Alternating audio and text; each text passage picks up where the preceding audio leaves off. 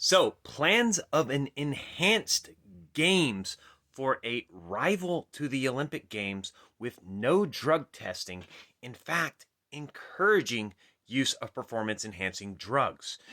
And among many of the things that they're trying to do with this is they're wanting to get people to break the world records such as Usain Bolt's 100-meter dash world record and Michael Phelps's records in swimming by using pharmaceutical grade performance enhancing supplementation.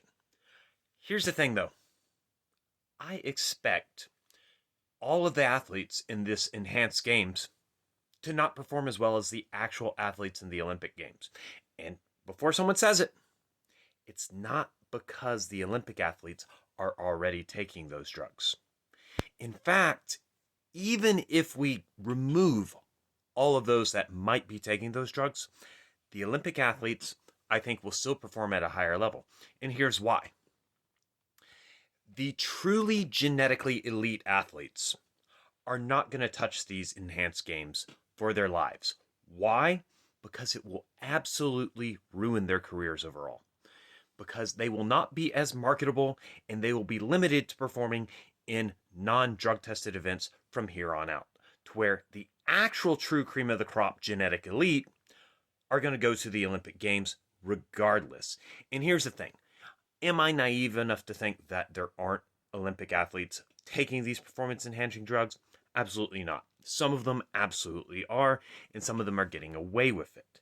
However, those athletes, even without the drugs, are going to be better than these enhanced athletes with the drugs. And that's because genetics are more unfair than steroids. And a lot of people don't want to hear that. But the fact of the matter is, the average person could take whatever PEDs they want, and they will never be as good as these truly genetic elite athletes.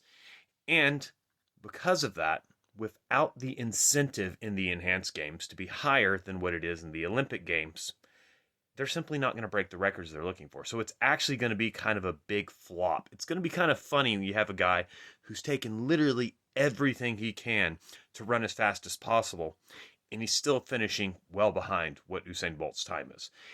That's going to be embarrassing for this project, and it's going to make people think that it's not worth their while.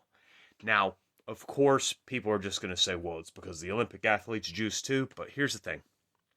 At the end of the day, if we could magically snap performance enhancing drugs out of the entire sporting world, 90%, if not 99%, of the athletes currently on top would still be on top.